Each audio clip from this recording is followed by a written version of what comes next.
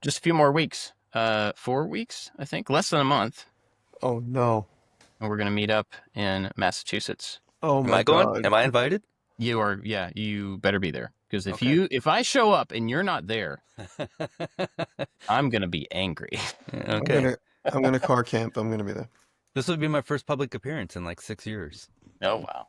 It Yeah, I is, don't even right? leave the house to get groceries anymore. It might truly be, yeah. That's why you guys are so excited about it. Yeah, Trying to Excited's get a good word. that is a word. I was thinking about that too. That I mean, I've probably been to more things than you've been to in the last few years, but it really has been a long time since I've been to anything, any event. Well, That's like when was I go to every event. Louisville wasn't too long ago. Yeah, that was 2.5 years ago. say that again. That was 3 years ago. Louisville. Yeah. Oh yeah, that's We true. made the Making It table, Yeah. which apparently Jimmy still has. You got to send me that address. I'll pack it this week. We know who we're sending it to, right? Remember? Remember. yeah. Yeah. We'll surprise him. Give me his address. I'll mail it this week. I I'm promise. pretty sure I told him about it. Well, it's coming to him. I'm still creating it. So yeah, it takes time. All right, I'm gonna write it down so I remember to do It's it. still sitting in the exact same spot 3 years ago when I took it out of my truck. I said, I got to keep it here so it preserves before. It's not in the shop. It's in my house. It's in the living room. Well, the epoxy still has to cure. Yeah, it's almost, it's a little sticky, but I think it's going to be all right. That would Funny. be okay. That would be hilarious and terrible if 2.5 years later you finally create this thing up. You send it to him. He goes to open it and like pulls the top off, and the top is glued to the top of the table. No. The epoxy didn't cure. I put plastic in between it so they'll be safe. It'll be safe. I promise. It's a work of art, so it'd be a shame if something happened to it on the way there. No, it would be totally fine. But Yeah. less than a month, we're meeting up for the first time in a couple of years Yeah. with a bunch of people. And the tickets, we put a link last week, I think, in the show notes. We'll put it again. Free tickets, come to the Making It 500 event. We also have some hotel options. I don't think there's a block, but Carolina Shoes has posted some like local hotels to where we're going to be and stuff. So, you can find a place to stay. It's going to be a good time. It's going to be incredible. 9 years since the last one. That's wild. We could reflect. We don't have a great topic, or we did pick a topic, but we could eventually pick a topic of 9 years gone by and like reflect on 9 years. Maybe next week we could do that. The good old days. Yeah, the 10 Wild years. West. Well, 9 since the last. Yeah. You're crazy. Okay. Cool. Yeah. Well, it's gonna be a good time. There's a couple other things going on, like people speaking, other podcasts and stuff that are going to happen. It's like a full afternoon worth of hanging out and stuff. So We're going to do a making fun. There's a couple things still up in the air, but we're going to do a making fun Q&A panel discussion.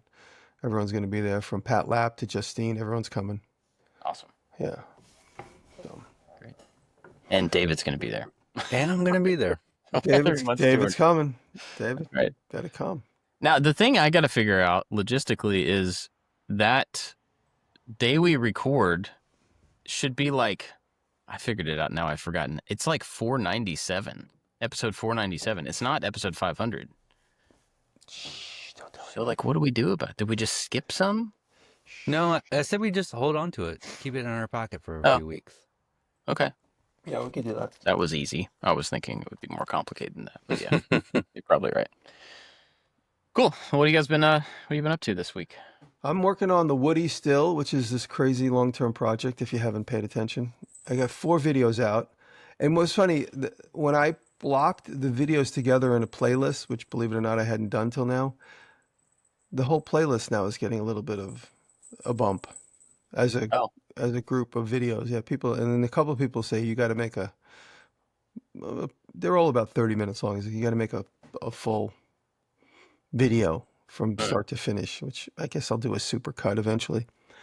But the Woody's coming along, and the progress is really amazing. I really impressed myself. I hate to pat myself on the back, but I really did. I really didn't expect it to come out as clean looking as it is, and the lines and everything.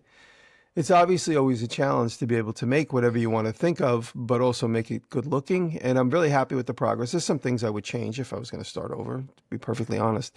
But there were a couple of decisions I made early on which were too complicated to change. So I had to stick with them, like the roof line, a couple of things about the roof I changed in the back. But overall, I'm really impressed with the way it came out. And a lot of people are too. I put it on a trailer yesterday because I had to take it to get weighed. Now, a lot of people were confused. I have an agent in Albany that's like a DMV agent, New York Tags and Title, if you live in the area, and they will go to DMV for you. They handle it for you. And the reason I like to go to someone like that is because there's all these little loopholes and little things you forget to check and little bits of paper you forget. You'll give it to them, they'll tell you what you need, and then they go and handle it. And then if there's any bumps in the road, maybe they can handle it without you being there. But he sent me a message the other day. I gave him all the paperwork. He sent me a message. He said, unfortunately, they need a weight ticket. They need a certified scale to know how heavy it is. And I said, we talked on the phone. I said, what is the point of that? I sent him all types of records based on the dimensions of this car. He's like, it's not good enough. We need a ticket. He said, and this is the reason why. If you're going to register a Camaro in New York State, they'll Google 1980 Camaro and they'll see 4,000 of them and they all know what the weight is. Because when they Google 1947 Suburban Cadillac, nothing shows up. So they don't have a record. So you have to come in with a ticket of how much it weighs. And there's also, they want to make sure you're under the 7,000 pound commercial limit. And every state is different. In New York State, we have commercial delineation. So if your car is over 7,000, you need commercial plates, which means you can't drive on certain roads, which means you need a certain type of insurance. Makes things a lot complicated. Like my bigger truck is a commercial truck versus my little truck, which is not a commercial truck, which means I could drive anywhere I want. But if you have commercial plates, for instance, in Manhattan, you can't park overnight. Anywhere between, you can't park from 9 o'clock to 5 a.m. on the streets in New York City. If you have a commercial plate, you get a ticket. There's like so many dumb loopholes. This state is unbelievable. Interesting. And you can't drive a commercial vehicle on a parkway in New York. A lot of people who come in here don't know that. So if you have a commercial truck from your state and you're driving on the parkways here, and the main reason is all the parkways have low archways. But even if you're in a little truck that is commercially registered, even though it's not going to hit an archway, it's still illegal. So it's another little loophole for them to pull you over. If you have a commercial license plate on your truck in Manhattan, you can have an open bed.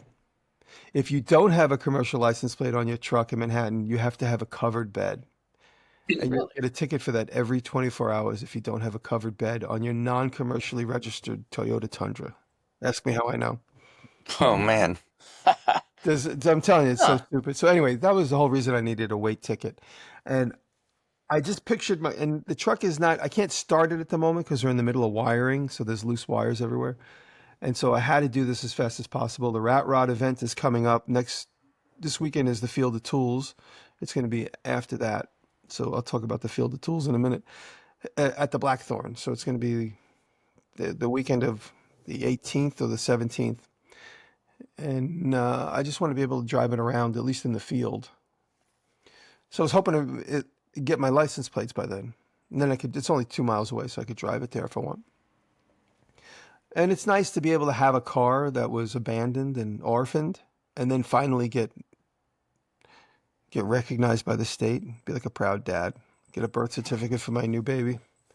Because everyone's saying, why do you need to run? Who cares? Who cares? I'm like, it'd be nice to be able to take it to the milk run to get gas and, Yeah, it legitimizes it a little bit. And then if I wanted to sell it, it just makes it more valuable when someone's done the due diligence to get all the documents together. Yeah. It's a rebirth. Yeah, so that's what I'm working on. I'm real excited about. I've reached a few hurdles, a few milestones. There's still a lot to go. So by the time I present this at this show, there's still a lot of interior stuff to do. I just got a set of seats from an old ambulance. My buddy went and picked them up for me. He sent me a picture. I'm like, yep. So he went and got them for me. So Mike, thanks for that. So now I have another project. I can do the seats and make some nice seat covers. I have some ideas to these seats are good shape, but they're all beat up. So I'm going to make leather and vinyl slip covers for them. Yeah. So there's like so many, it's like endless the amount of things you need to do. I did the steering wheel video last week and I didn't expect the video to get a bump. It got a pretty decent bump for a video that should have just been a reel. Yeah. You know, when we make things now, we always like, is this just a reel? Is this just a reel or is this a real video? So to put that in If it's a perspective, reel, I don't take a video of it. Yeah. My thought is, should I make this into 3 parts? This seems to be too much. Yeah. so I made the video, which ended up being like 12 minutes long, believe it or not, even with all my fast forwards. So the video is about 11 to 12 minutes long. I took the entire video and jammed it into the timeline down to 59 seconds. I stretched it. I compacted it. The entire video. I took out the very first clip. I jammed it all together, and then sometimes I'm looking at it and I'm like, this needs a little more time. That needs a little bit more time, like to recognize what I'm doing. So I'll jam it even further and take one clip and stretch it out like to 3 seconds. So I did that at the very end. So I jammed the whole thing down to like 52 seconds, and then I stretched out a couple of clips just so you could acknowledge them. It's amazing what your mind could recognize. And just taking a clip that's 1 second long and making it 2 seconds long in comparison to a million other clips that are all 1 second long. It's amazing. So that's how I made my reel. And I refuse to cut my videos. You'll notice now, if you look at, maybe nobody notices because I don't get a lot of views on my Instagram videos, but I refuse to do the telephone thing where you shoot a full video and then you cut it so people are too lazy to turn their phone, so you have to make it so it looks portrait, and then you cut out all the meat and potatoes of your shot. So now I just jam my full video into the thing. So you're looking at landscape with a little tiny full 16:9 in the middle. I don't care. I don't care. I mean, you could just I turn refuse to comply. the video so that so people are forced to turn their phone. I've done that a couple times. Yeah. But I've done that a couple times, but people are too lazy. So you're fitting it down to a minute, but reels can be 3 minutes now, right? Well, the reason why I do a minute, this is another very good question, is because 3 minutes feels like it's 2 hours when we're all used to looking at 1 minute. Unless you really got something important to say, like, you know, some sort of political stance, which I'll never do. I'm serious. Really important. Or because when you can only use the licensed music for a minute. So I've done I'm like, oh, I got 2 minutes, 3 minutes now. So I put like a real fast one. It's like, da, da, da, da, da, da, da, da, and then I put a good song, and the song ends at 1 minute. And then you get another minute of me just like slapping tools around.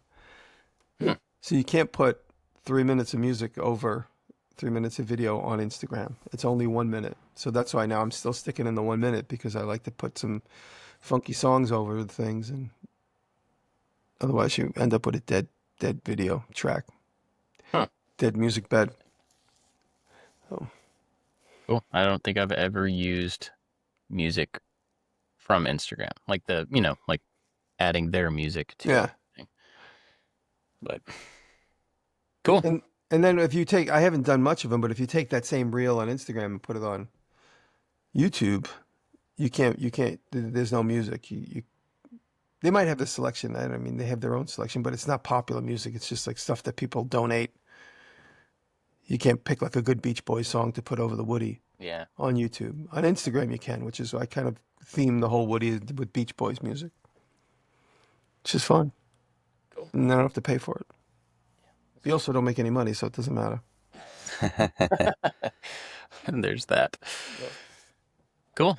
David, what have you been doing? I'm working on a giant, not somewhat giant, big 3-foot long cassette tape that's going to hang on the wall.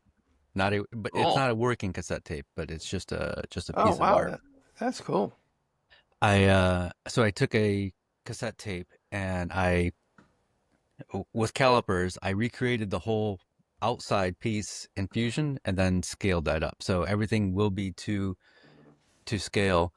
And I'm basing it on my father. I'm sending you an image right now. My father had these blank cassette tapes, and it had like this little rainbow on the one side of it. Oh yeah. And do you recognize that at all? I do. They do seem familiar. Yeah. Yeah. And it's going to have some veneer inlay, and it's based on a blank cassette tape, so you can make a mixtape or whatever.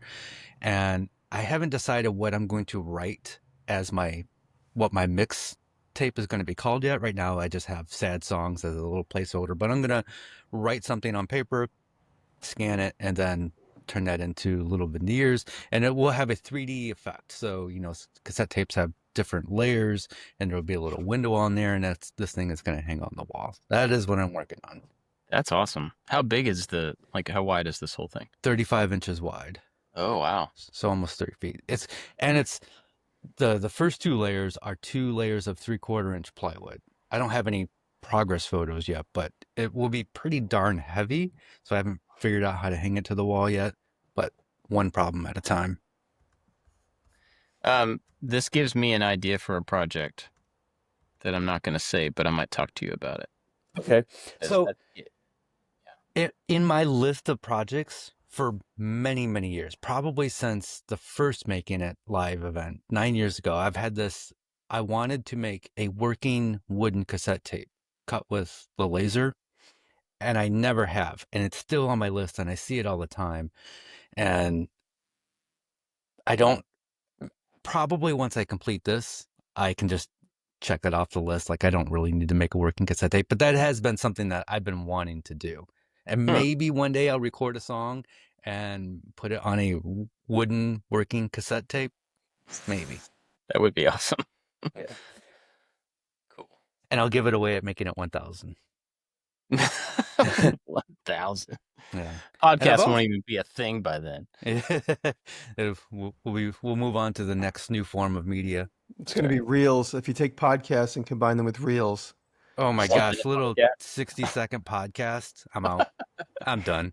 And then you got to put them through your player, so they're only 60 seconds preview, and then they stretch them out.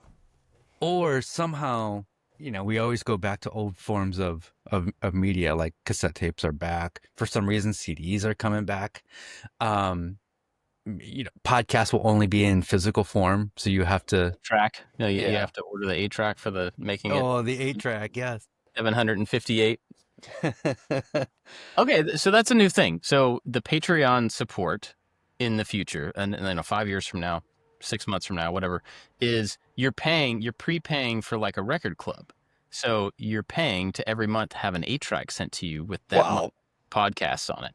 That's amazing. I think I found my business idea. Yeah. The 8-track players, they're kind of before my time, but one of the cars that I had an 8-track player in it. And one of the cool things about 8-track players was, like a cassette, you just have side A, side B. But 8-track, you could go to 4 different points within the cartridge. Do you remember this? Yeah. I remember them very vividly. Yeah. There was basically 4 simultaneous sides. So you could click through wherever you are in one song, you would know that on another track, this other song you like is also there. So you get used to you get to learn that tape. So you could always like jump through the 4 tracks. When I was a kid, I'd never seen this before, and it's probably still in my mother's house. My dad bought me at a garage sale a little tiny box, like a Panasonic, with that era of everything that was cool from Panasonic, this little era. But it had mini cassettes, mini 8-tracks. So the mini 8-tracks, they were only 2 inches tall. And I have them with Beatles songs on them. Oh. It was like a new format. It was exactly an 8-track cassette, which is usually like 6 by 5 inches, maybe, and like almost 1 inch thick. But they were really tiny. Same shape. Just a single song? The 2 songs. It was like a 45 album. 2, maybe 3 songs. Yeah, because of the amount of tape it could hold. And you could go through the 2 songs. You had 2, I think it was 2 tracks maybe. I always think about that. I wonder if, now that we're talking about it, I wonder if it's still at my mom's house. Probably is. That would be fun to pull out. So I have an 8-track story. So my very first car was a 1984 Pontiac Sunbird. And it had an oil leak. And so I always had to put like a quart of oil in it, like every week or so. And one day I forgot to put the oil cap back on, and I lost the oil cap. And so anybody who thinks I'm a moron or an idiot, this will prove them right. So I put a rag in the hole so the oil wouldn't splash out, so I could at least get to my destination. Well, that rag caught fire in the middle of driving. I had to pull over, Oh no. and my car burned up. And so the, I no longer had a car, but Your I car still went had on an fire? Your car actually went on fire? the whole thing burned up. Oh Um, God. yeah. This was in the middle of winter too. So I remember like going to the junkyard to try to salvage anything that was in the trunk or the back seat. And uh, I remember my cassette tapes just being frozen to the ground because of all the water from the fire department, and everything was just, there was nothing I could save. But then, but I still had a job. So my mom, who I wasn't living with, had a 1978 Chrysler something or other, big boat of a car, super loud. She just gave it to me so I could get to my job. And it was one of those cars where you had to turn it off when you went through the drive-through at McDonald's because it was so loud, and not like a cool loud. It was like, I am That's going to kind of fall like my apart Land loud. Cruiser. Yeah.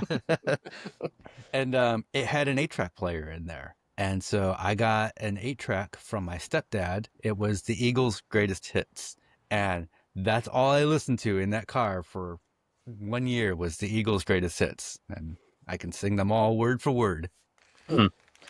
My friend Dave had a car when we were in high school that had an 8-track in it, and it was another one of those big. I don't remember what kind of car it was, but it was a big boat of a car, and I remember it had an 8-track player in it. And this was in the '90s, like he had just inherited this car, like down the road somewhere, and he had like 3 or 4 8-tracks. And at that point, you couldn't get them anywhere. It's not like you could go to a used store and like pick. Nobody kept them, right? And so we listened to the same, and I don't even remember what they were, but the same 3 or 4 albums, like all summer long until I that hope thing it was was completely. Foghat. I remember there was a Zeppelin one, and I don't remember which album it was, but I don't remember what the other ones were. I do remember that the headliner in that car was, when he got it, was falling out, so it was, it was like hanging down, and so you'd always Mm-hmm. push it up, and then at some point we got annoyed with it, and he just reached up and ripped it out, so we pulled the headliner off, and then it was like, anybody that has a sticker, give Dave the stickers, and he's going to put it. So by the time the car Uh, died, the entire top of the inside of the car was covered in stickers. Like yeah. Journeys, shoe store stickers and stuff like that. But My my next car after that did the thing where it would want to touch your head. So I took a razor blade and I cut it all the way down, and then took spray adhesive and sprayed it on the inside to mesh it back up. And that worked for a little bit, but the heat in the summertime Yeah. would lose its adhesion. And so eventually you just got to take it all down. yeah. My dad had a 78 Cadillac. He got it from one of the clients he worked for. It was beautifully, perfectly preserved. I've never seen the trim package ever again. And I love that car. And he was always like, "Oh, you'll get this car. You'll get this car." And one day he called me and he says, "I got bad news." I go, "What?" He goes, "The Cadillac was rear-ended." And I was like, "No way." He was at a red light. Somebody hit him, and it was destroyed. The whole back was destroyed. It was all pushed up and bent. So he said, "It's yours. Take it. Do whatever you want with it." Cut Here it you up. go. Yeah, Here because you he had to go. buy a new car. So he knew that I loved the car. He's like, "Here, you could either fix it or whatever." So I actually you could still drive it. You could still drive it. I had to bend the rear fender out of the wheel. And I drove it. I had the frame straightened out. And then I got a donor car that I saw sitting in someone's yard. I found it, and I got the people. So it was a 78 Cadillac Coupe de Ville, and I got the donor card dropped off in my driveway. My mother thought I was out of my mind. This is right when I was in college, I think. Yeah, I was still in school of visual arts, and I had the frame straightened out, and I had the whole corner. I cut the whole corner off myself. The whole rear corner was the driver's side, and I cut the whole rear quarter off of the donor car. First time I'd ever done that. I was cutting rivet holes and everything, and I was able to retrofit the entire rear quarter of the Cadillac, but I had to peel back the beautiful vinyl roof because I had to make the weld under the vinyl roof. So I never was able to fix it. So I had this beautifully, like 3/4 of the car was a perfect, beautiful cream Man. colored Cadillac with a green rear quarter on it, like welded into place. But the point of the story is that when my dad gave it to me, I brought in somewhere I found Thin Lizzy Jailbreak, which was Yeah. the cassette that lived in that, wherever that car is right now, that's stuffed into the front seat. And then also when my dad had it, this was always in there. So it was there from the minute he got the car. Every time we were in it, Folsom Prison, live at Folsom Oh, Prison by Johnny nice. Cash. So those two albums were in that car. Wherever that car is right now, those two albums are in that car. Nice. I think the takeaway from the story is Jimmy at a You're young old. age could hack together anything because you must have been a teenager, right? Just I welding did this that. car together. That was, yeah. I started school 86, 87. So that was around 88 when I did that. Yeah. Hmm. That's crazy. So, and the funny thing These is, days, you would have just made it out of wood. You replaced Yeah. the whole back of it. well, don't laugh. A couple years later, I ended up taking my brother had a four-door Oldsmobile, an 80s version of an Oldsmobile, and something happened to it, and he was just like, we should junk it. I was like, can I try to make it into a pickup truck? So I cut the whole back and made it into a pickup truck, all out of plywood, and you could open the rear doors to get under the bed. So if you could always like store stuff in what would have been the back seats, Huh. but you open and I never closed in the cab. I just somewhere I have pictures of this. I did this in the 90s, and the cab was always open to the air. So if you drive in the car, it was like El Camino with no back window. I just never finished it, and eventually I did put in a piece of canvas and a bunch of button snaps so you could like canvas out with a little portal window. I got to make another one of those. I've been wanting to do that same thing out of a Cadillac and not an Oldsmobile. I've been talking about that for a long time. But the the Cadillac with the 8-track cassettes in it, I knew I never had the wherewithal or the skill set to paint it perfectly. So the back was always it was the cream colored yellow with the lime colored green rear quarter, and the tailgate. I've got these rubber things. You guys, you ever see them on the Jeep? Like you pull it up and you hook it. Oh yeah. I found those somewhere at like a swap meet, and I put those on the tail. So to open the tailgate of the deck lid of the caddy, you'd have to pull these two rubber clips off.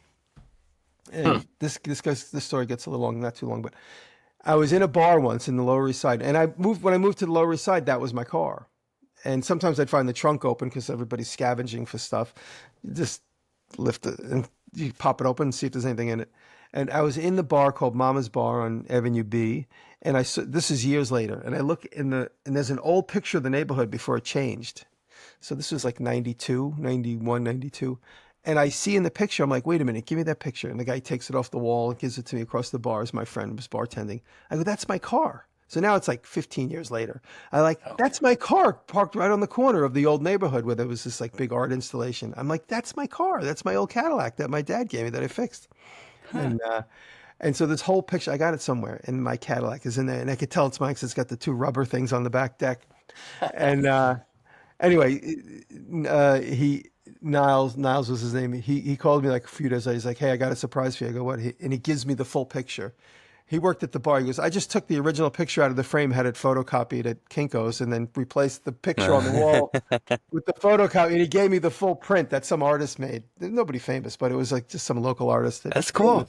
taking this picture out of the window. And so for years it was in my apartment. So somewhere I got to find it. I'll post it when I find it. It might be at the other Hmm. shop. When I moved out of the city, it just went in a box. I have to shout out my friend. So when I was like 18, 19, 20, my friend Brian Smith, who sometimes listens to this podcast, this is why I have to say this. His dad used to hack together two cars. Like he would just chop off the back end of one car and then just add it to another car. And had never heard of this in my life. And so that Hmm. was just absolutely amazing as a kid. So shout out to Mike Smith and Brian Smith.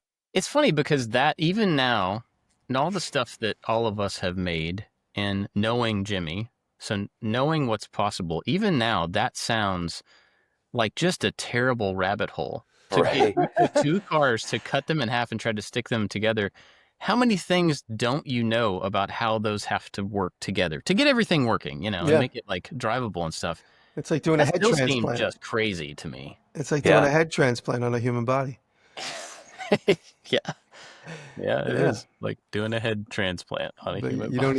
you don't need a lung machine while you're doing it. That's pretty wild. I don't know. That's wild to think about.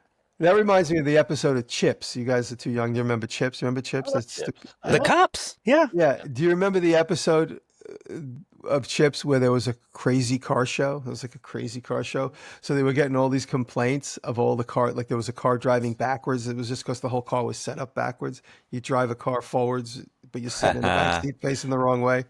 And I remember that episode of Chips, and I was always intrigued with the idea in that same episode there were two cars. It was like, say, two Cadillacs. You cut it in half and you put the two fronts together so the car could go either way. It's still going forwards. So the whole episode was about all these like wacky cars, and people were panicking on the highway seeing a car going the wrong way. It was so stupid. I'm like, it's not that big of a deal. You see the car from miles away going, oh, look at that interesting car. But It's funny, all those shows from that era had a moment where they did stuff like that, where it was like, oh, there's a weird car show going on in Venice Beach or whatever, so let's go over and film it and then turn it into an episode. And like Yeah. Dukes of Hazzard would have like, there's, I don't know, some ridiculous thing that they wrap an episode around just to show off this kind of pop culture thing. There's a bug in here flying in front of Did you get it? No, I did not get it. It's still flying around. Sorry. That reminds me, by the way, when I lived in God, what is the name of the town? Ventura New Boulevard. York. No, in California. Right in the valley. I forget the name of the town. Wait, Right you in live in California? I lived in California when I shot the TV show Trash to Cash for 4 months. Yeah. And I got an apartment. I kept the apartment for a year because we all thought the show was going to come back, and I ended up giving up the apartment. But it was I can't remember the name of the town. Anyway, it's right over the right into the valley on Ventura Boulevard right there. And I lived right near the Corvette hand wash. Some people in California know what I'm talking about. There was a hand wash. There was a big hand holding a Corvette. I lived right around the block from that sign. And I'd go to the Starbucks on the corner there, and Poncherelli was always in the Starbucks. And he drove a black Rolls Royce, and he must have had kids. So this is in 2002. He had a Rolls Royce, and the back window of the Rolls Royce was covered with little stickers. I was thinking to myself, like, that Rolls Royce is like completely past its prime. For him, now it's just a way to get around. It's no longer a status symbol. and the back seat had stickers all over both of the windows from his kids. The seats are just like full of Cheerios. Exactly. But it was a black Rolls Royce. So people who live in that area are going to be like, they're like punching the air right now going, I know exactly what he's talking about. Because you'd see it in the Ralph's parking lot all the time. It's like, there's Ponch's car, and he's inside shopping for food. That's pretty funny. Yeah. And Cuba Gooding Jr., I'd see him in that parking lot all the time, too. He drove a Mercedes convertible. I had my Vespa. I drove my Vespa. That's what I had. And they're probably on their podcast. I mean, like, one time I saw Jimmy Diresta on his Vespa at the... Yeah. I had a New York plate, so everywhere I went, everybody like stopped me and go, did you drive that here from New York? Yeah, man. I put it in a Ryder truck. True story. Cool. Well, I haven't really done... I mean, I've done stuff this week, but nothing of note. I did call about so I've been talking about building the pool shed in our backyard. And I did finally call the city and ask about the whole square footage thing. And it turns out that they measure square footage by the exterior framing. So not the eaves, just the footprint of the building itself on the ground, which is awesome because now I get to make the building a little bit bigger. The bad thing is that now I have to model the building again for like the fourth time or fifth time or something because I've been making adjustments. Like I made it one way that was too big, made it too small, whatever. But I finally have like a definitive answer on that. And so I can like really do the final model and start like buying materials and stuff, which is cool. I'm looking forward to building that. And it's getting about the right season. Like it's starting to cool off here a little bit. It's not cool, but it's not like 1,000 degrees like it was last week. So trying to get stuff in line so that as it starts turning into fall, I can be out there building, and like take advantage of the good weather and then get it closed in before winter time. But that's kind of what I've been doing. A lot of modeling and a lot of trying to figure out. I'm trying to be really intentional about in that modeling process about, if I lay out the studs this way on this wall, I'm trying to then put the sheathing over top of that and make sure everything lines up. So I'm learning stuff about, in the framing layer, I can't just start at this corner and go 16 that way and then make up the difference at the end. Like I got to think about where the sheathing starts so that it lines up with the framing. Hmm. And do that on every wall, and then how do the wall framing overlap? And I know for somebody who builds stuff and does construction, that's like second nature. They've been through that 1,000 times, so they don't even have to think about it. But I've never had to really think about those order of operations and how stuff lines up correctly, and I want to do it the right way. So, there's a lot of adjustment. Same for the roof, And but since you are modeling everything out, you probably don't have to buy 30% more materials to cover whatever because you're not estimating. You know exactly what you need.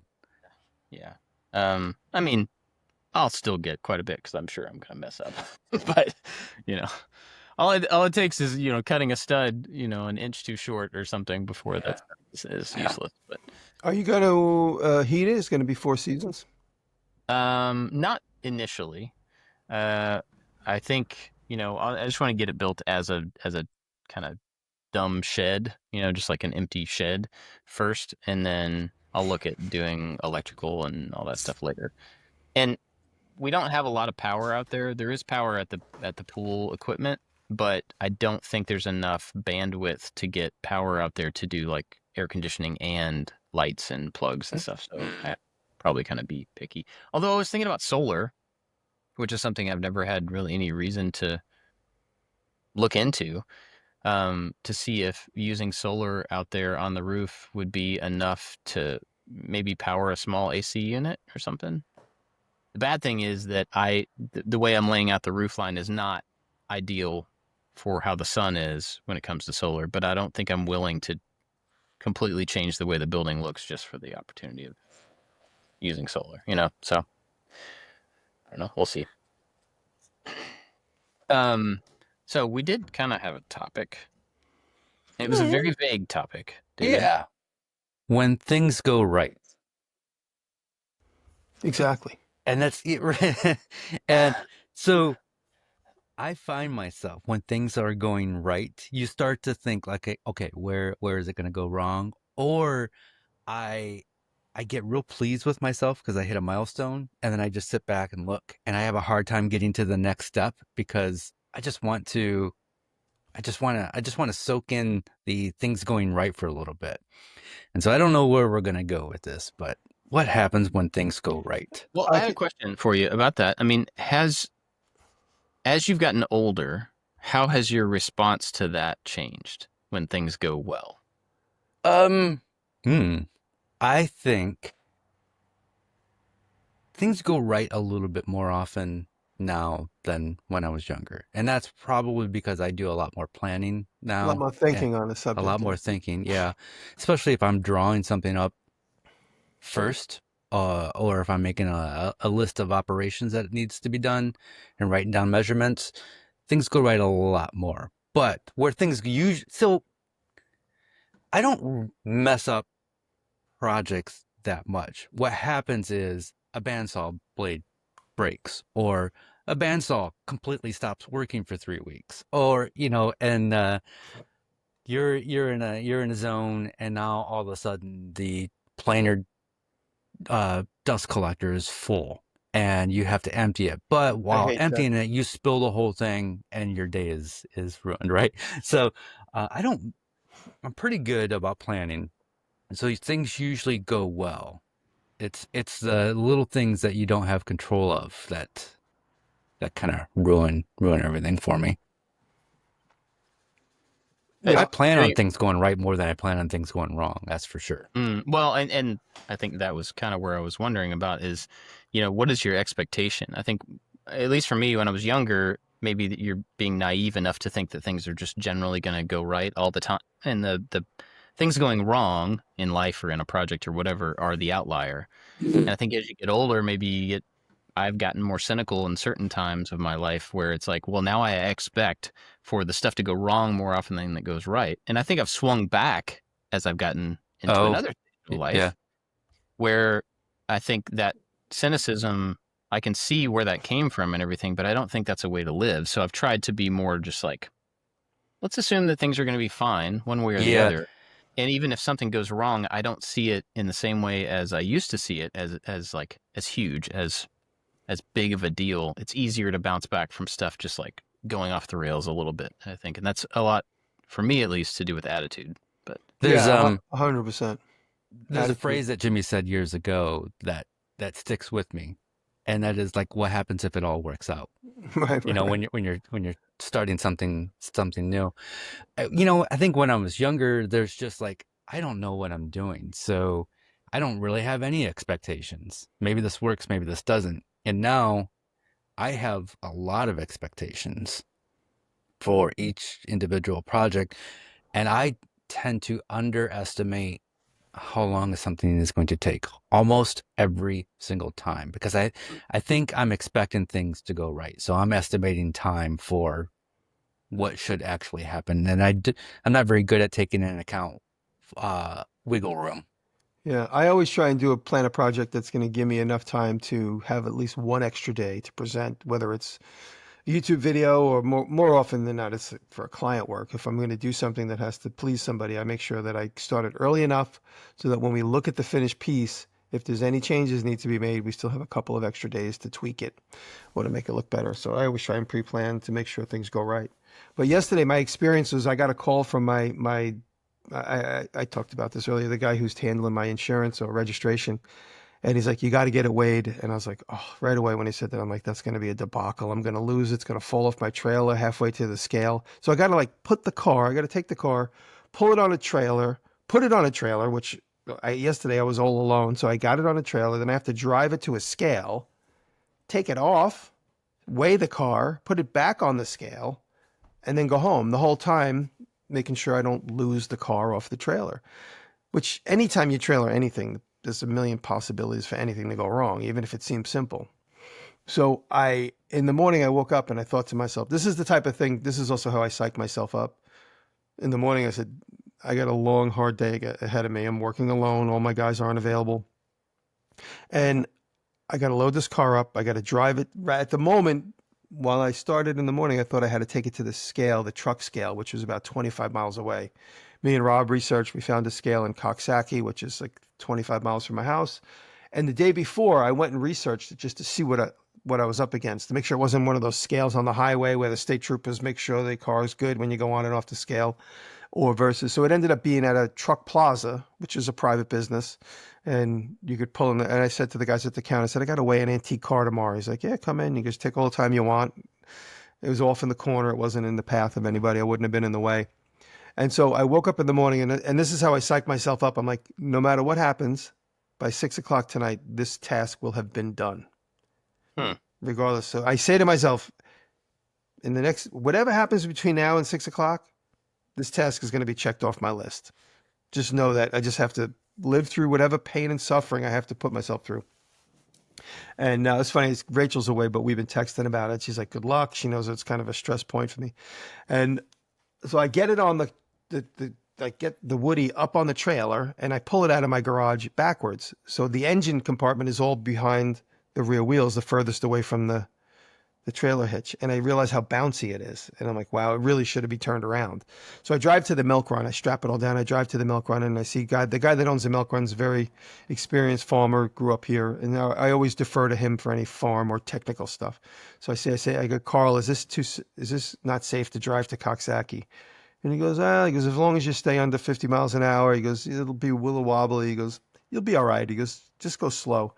And he goes, why don't you just go down the block to the other place? And he goes, go to B&B Forestry. They got a scale. I go, I didn't know it was there. He goes, yeah, go there. Tell him I sent you. So instead of driving like 28 miles, which is really the number, I only had to drive like 4. Huh. So I'm like, awesome. So I drove over there and the woman at the counter knew me. Her son watches my show. So I was like, I'm in there. And they're like, okay. Like they go, bring the whole rig onto the scale, which I was right near. It was right there. This is like down the block from my house, but I never went in there.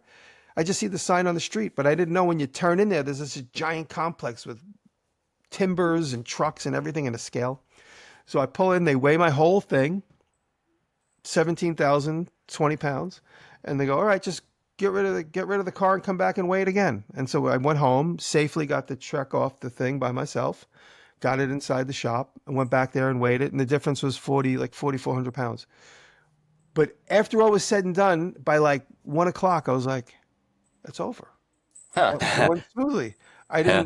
I didn't flip it over on the highway on the, go 20 miles from the house. And there were a couple moments, even though I only had to go 4 miles, you get up to like 40 miles an hour, and then you're like 42, 43, you feel the back of the car start doing like the wobble. And that's Mm. because I don't have enough tongue weight. And I had you see guys on the highway when they start getting that oscillation, and I always wonder, why don't you just immediately stop? And they keep going, and then all of a sudden the wobble's too far out of whack, and then everything flips apart. So as soon as I felt a little bit of the wobble, once I hit like 42, 43 miles an hour, I hit the brakes and came to a complete stop. And then you got to start again. You got to literally get rid of that oscillation. You can't just Yeah. go Yeah. slower. You can't go slower and it's going to get less. Once it starts, you can't get rid of it. You have to come to a complete stop and then go again. In Huh. all actuality, I should have offloaded it and turned it around so the weight was up front. So now I know better. But at the end of the day, I had the feeling from 1 o'clock all the way until midnight was something's going to go wrong. Oh no, everything went well. There's Mm. Oh, yeah. impending Hmm. doom. There's this impending doom. That's a long story to tell you.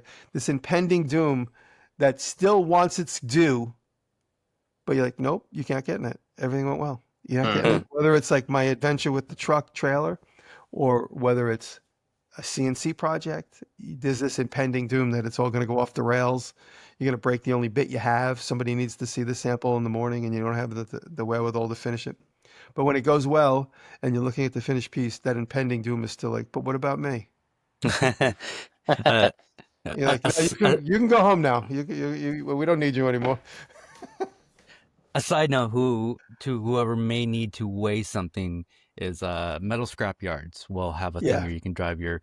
So there's a place down there. I had to get my trailer weighed to get it registered, and Yep. so yeah, I just went to the local scrap yard, and it was like $10 or something like that, and they Yeah. did the same thing. You weigh it with it on, you weigh it with it off, you do the subtraction, and that's how they know how much metal that you're throwing Yep. into the scrap yard. So Yeah. yeah.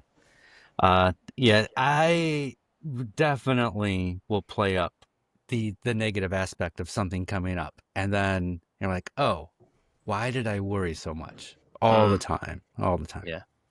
Well, there's a saying, and I can't remember exactly how it goes, but it's something like plan for the worst, hope for the best, or Yeah. Expect something the to that worst. effect. Be pleasantly surprised when everything goes well. Yeah, Yeah. but I mean, I think Plan there's for the something worst. to that, if you go into any of those situations and just assume that everything's going to go right, but plan for if it doesn't, like Yeah. leaving extra time in the day or Yeah. having a backup blade or whatever. I mean, yeah, you get pleasantly surprised probably more often than not that it's not the worst case scenario, that everything didn't go. And I think your point of by 6 o'clock, it's going to be done, like hell or high water, it's Yeah. over. I'll be I waiting think for a that's tow truck, important. or it'll be done. So, like, we had some friends get married this past weekend, and I've told this to so many young married couples on the day of their wedding. They're everything is piling up. It's overwhelming. There's so much stuff to do the day before and the whatever, and somebody's mad at somebody, and somebody doesn't want to sit, and it just gets like weddings are very stressful for the people in the wedding. And I've told this to many couples. At the end of the day, all of this is over and you're married. So it doesn't even matter what happens between now and, end of ceremony, end of like you drive off together or whatever. That's the part that matters. So all you got to do is get through it. Like stuff's going to go wrong. And the same thing for, driving a car on top of another car to go get it weighed. I mean, like Yeah. stuff's going to go wrong, but then it's over and the car's off the other car. Yeah. I think it's an important thing to remember because it's easy for us to get, especially once stuff starts going wrong. It can become a self-fulfilling prophecy. Like the thing broke. Okay, well now I have to come up with another plan, and that plan is going to be subpar. And it's a whole new set of opportunities for things to break, for things to go wrong. And then you start thinking that stuff's going to break. You start getting frustrated, and then you're going to make stuff break, and you're going to make stuff go wrong. And not that you can decide for everything to go right and make that happen, but I think if you decide that things are going to go wrong, they will find a way to go It's wrong. so I I hate to bring this up, but my father, who he would anytime we're going to go to a restaurant, something went wrong, and he anticipated something going wrong every time, somebody screwing up his order. And for whatever reason, it Do we have the always same? Are we happens. brothers? Are we We might brothers? be. We might be. And and you know, he would blow up. And my dad would call. Is your dad's middle name Julio? It is not, but we might be related somehow. And I hated going to restaurants or even through a drive-through with him because he anticipated something going wrong. Something would go wrong. He would blow up. It would be a scene, and it was so embarrassing to me. Mm. And I I, lived the same exact experience. yeah. And so now, if I order a cheeseburger and it comes with ketchup on it, I'll just deal with it. I guess I'm like, I'll just I deal with it. complain when I go to a restaurant. I complain about nothing. Nothing. Absolutely Because nothing. you know Same. what? In 3 hours from now, I'll eat again. Right. That's a good point. That's a good point. That's a very good point. There's like kind of a family joke among a couple of my friends.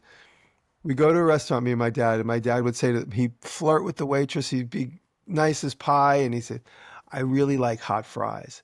When my fries come, make sure they're really We hot." are related. We are related because, dude, every single time we went through the drive-thru at McDonald's or Wendy's, my dad would say, but he would always say at the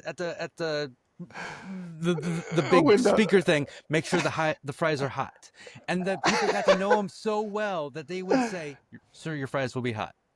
Yeah, and then Oh when my the fries come and they're not hot, my dad like tastes one and like throws it down. He's like, "Fries are cold.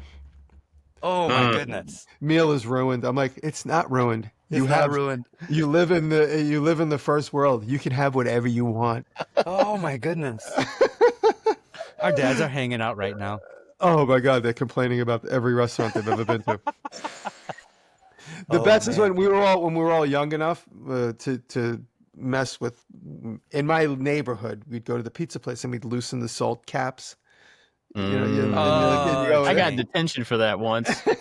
Me and my brothers and my dad had pizza at the pizza place where we would all loosen the salt caps, but we had just gotten there, so who knows what salt caps are loosened? We didn't know. And my dad picked up the pizza and dumped the entire bottle of salt onto his pizza. And me and my brothers like almost spit our food out laughing so hard. He did not see the humor in it. He like had to go get a new slice of pizza, and the guy's like, "Why'd you pour all the salt on?" And he's like, "I didn't do it on purpose." Oh, yeah. Funny. Yeah. Well, any other thoughts on this? I On just want things to. going right? I never want to make somebody else's life harder. So like in public, like I will always treat waiters, waitresses, 100%. any public service person like with absolute respect because I'm so thankful for their service. I don't want to make anything harder for them because their job is already hard enough. Oh, yeah. And that's probably just me responding to my childhood. Well, when I say "what if everything works out," is a direct response to my father constantly saying, "What if it goes wrong?" And him stuck in that mindset of everything's horrible, everything's going to go wrong, and I just expect it. And when it does, I'm going to declare my day is ruined, just like I expected it to be. Mm-hmm. I mean, it's pretty easy to expect everything to go wrong and then be vindicated. Yeah. You know, because because then you're on the lookout. Every little cold fry, every little thing that is not ideal proves you right. This is turning into a little bit of a therapy session, but when my dad would be like, "Oh, we got ketchup on the hot dogs, everything's ruined," and me and my brothers and my sister was a little too young, but we'd be like, "No, everything's not ruined. It's just a hot dog. We can go buy new ones," which, okay. So you have to spend an extra $18. It's not the end of the world. My dad was also very frugal. And if he had to spend more than he needed to, the day was ruined. But me and my brothers being like, "It's not that big of a deal," has grown us up into being people that are like, "It's not that big of a deal." Like the other day in my brand new truck, well, it's not brand new now, it's 2 years old. When I drove into a pillar in my driveway, one of those pillars that protects like the fire hydrant, in my field where my big shop is down the block, there was an EPA problem. And so there's like 7 or 10 spots throughout the whole property where the EPA has to come and check the water table all the time. So in the middle of all the parking lots there's like random spigots sticking up for the EPA to come and check. And then the spigot sticks up and there's 2 steel poles. And the other day I went to drive past one and I was too close and I crunched my rear fender on my dually. And the sound was like maddening, like the metal. And I just like backed up, looked out my window, and went, oh well, and then drove away. But if it was my dad, he would have made like he got hit with a nuclear weapon. It would have been like the end of the world. He probably would have started crying because it would have been too devastating that this new car has a dent on it. So I went home and I banged the dent out. I went to a guy. They gave me a quote. He's going to fix it in a couple of months. It was a pretty severe dent, but it wasn't that bad. I wasn't able to like not drive anymore. And then I say to myself, I'm so glad that I own $100,000 truck and that I could like for the moment, for now, still pay for it. And that it's, instead of being like, oh my God, everything's horrible. And then I'm like, I got my first scratch. So I don't have to worry about scratching it again. You got to get that first one out of the way. Yeah, 3 years in, 2.5 years in, I hit something. So I banged the dent out. I learned about how thick the steel is on those things. I was up underneath the car. I welded like things on it to pull the dent out. Just a small dent, but it's the type of dent that's $1,500 to fix, which is not a lot. When you're thinking when you get a modern car fix, it could be $5,000-6,000 for simple things. So the guy said, so I'm going to get it fixed in a couple weeks. But So I always take those moments in my life and being like, everything's going pretty good. If I have a dent in my car, it's not a big deal. Everything's pretty good. I know this might be Everything's really, really good. So this might be an oversimplification of because we're talking about like just the kind of hands-on skills of stuff, like you being able to work on that dent yourself to a point, right? But I would think in general, at least when it comes to those types of failures, maker culture is in a particularly interesting spot because all of us are kind of like problem-solving people who are willing and at least kind of skilled to take on a problem like that, a dent, a break, a bad joint on something and be like, it's not that big of a deal because I made it the first time, I can make it again. I've welded things before. I can weld this back together. I can. And so whereas I think maybe general public who don't have a history in hands-on making stuff or fixing stuff, maybe to them, some of those problems are like legitimate problems, like bigger, because they don't have any idea how to, you're muted, Jimmy. They don't have any idea how to go about that fix. For us, it's just like, well, yeah, I'm just going to jump in and do the thing that I do every day. yeah, yeah.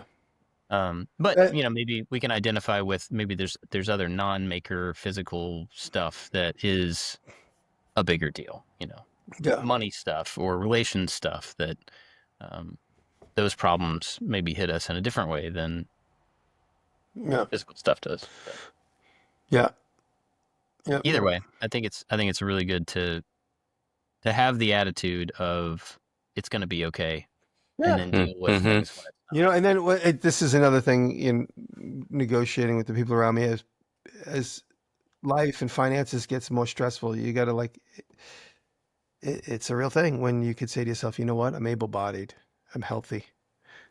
You see, if your physical starts going bad, there's no amount of money that could save, for instance, a devastating illness. So if things are going bad and you're having a bad day and you're able-bodied and you got sound mind and body, that's a great compensation at the end of the day. That if you got your health, basically you got your health. If you got nothing else, you got your health. And so that's one good thing to always keep in mind. yeah, 100%. Yeah. Cool. Any other thoughts on this? Dave, how do you like your hot dogs, with ketchup or without ketchup? Ketchup. Mustard? No mustard. I'm not a fan of mustard. Ketchup only. So your dad would get mad if there were ketchup on hot dogs? No, if the order came back wrong, he would just get mad. Oh, I see. Gotcha. Whether it was. I remember when I was a little kid, we drove to Florida. I must have been about 6 or 7 years old in the family Plymouth station wagon with the seats that face backwards at the back.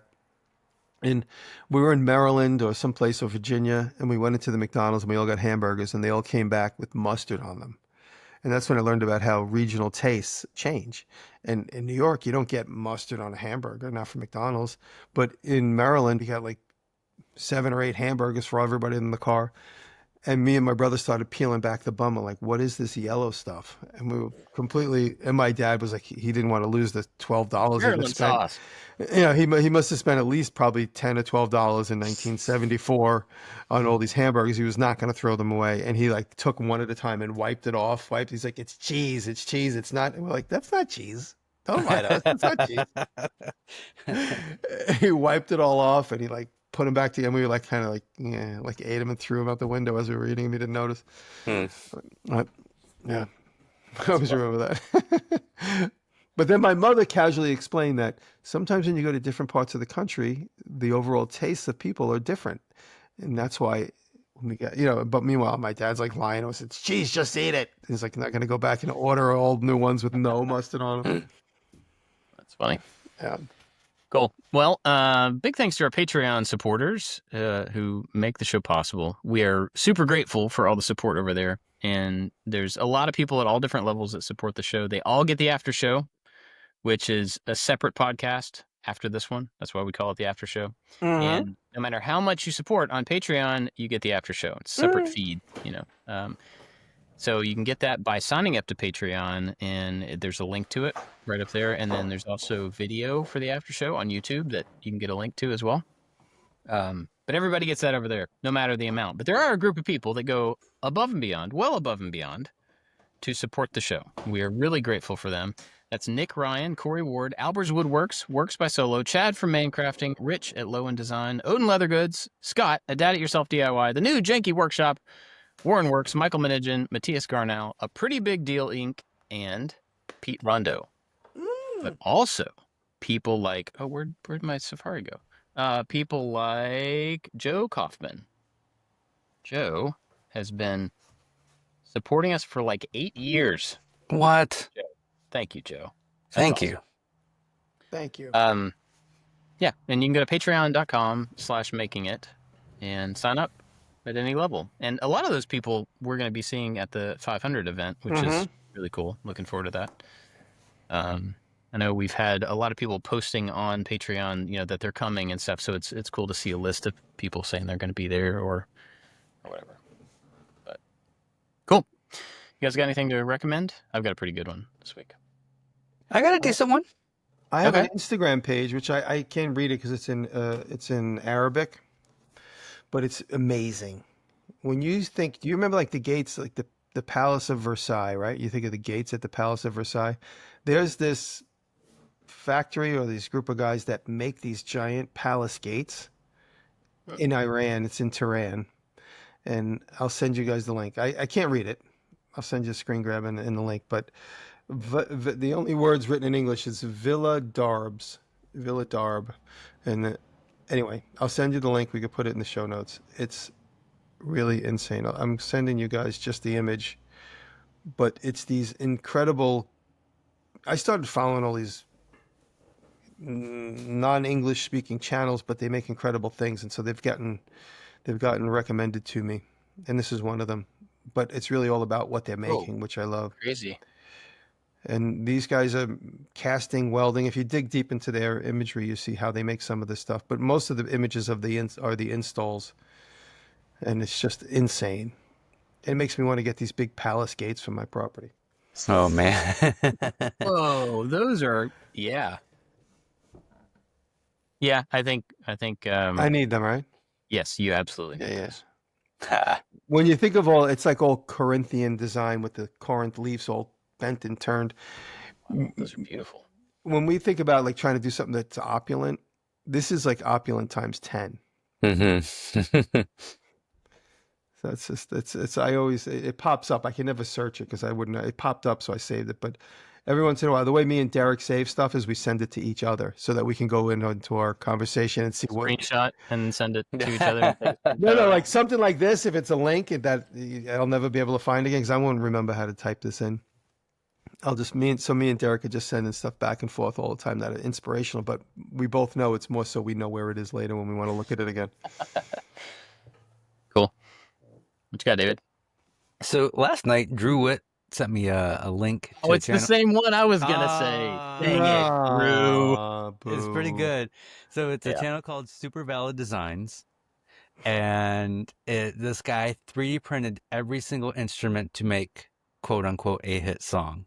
And so he sent me the link to the actual song, which is like 2 or 3 minutes long. I watched it and thought that was pretty good. And then his other video that came out before that was the making of all the instruments and how the song was made. Pretty darn good.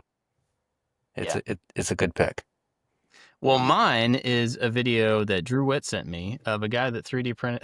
Oh, interesting. Thanks, Drew. Thank you, Drew. Thought I was special. That was sarcasm for Drew. No, that was actually really cool. Drew, it was next pretty time send me something and don't send it to Bob. awesome. Likewise. Cool. You guys got anything else for this week? You should recommend Drew Witt's channel. Oh, yeah. Yeah, there you go. Drew. Yeah, there we go. Drew's awesome. Go check out Drew Witt. Woodworks. Witt works. So maybe I shouldn't even say this, but I am. But when I hit 1 million subscribers, I'm gonna eat my first taco. He invited me out to San Antonio to have an authentic taco. Oh, that'd be cool. Nice. Yeah, That's cool. That would be cool. Yeah, make sure you check out Drew. He's got some really good stuff. A beautiful new shop. He really did an impeccable job. Really beautiful. Yeah. All right, cool. I'll put him in the notes as well. You guys got anything else this week? Oh, the Field of Tools at the Blackthorn Resort. That's this weekend. If you're listening today, it starts today. Friday, Saturday, Sunday. The Field of Tools at the Blackthorn Resort, which is the same location where we do the Maker Camp. And at that resort, at that event, we're going to have all types of cast iron available from guys coming. Keith Rucker's coming, Andrew Alexander's coming, and several other people coming from the Maker community. My hit and miss engines will be there that I bought from Mr. Pete. So it's going to be good. Cool. in the after show, I'm going to talk about how I 3D printed a to scale. Cassette tape and how it broke my tape player. Oh no! Did you put a cassette in it? I'll explain in the after show. Okay. Cool. All right. Well, thanks for listening, everybody. Thank you. Catch you next time. Love you.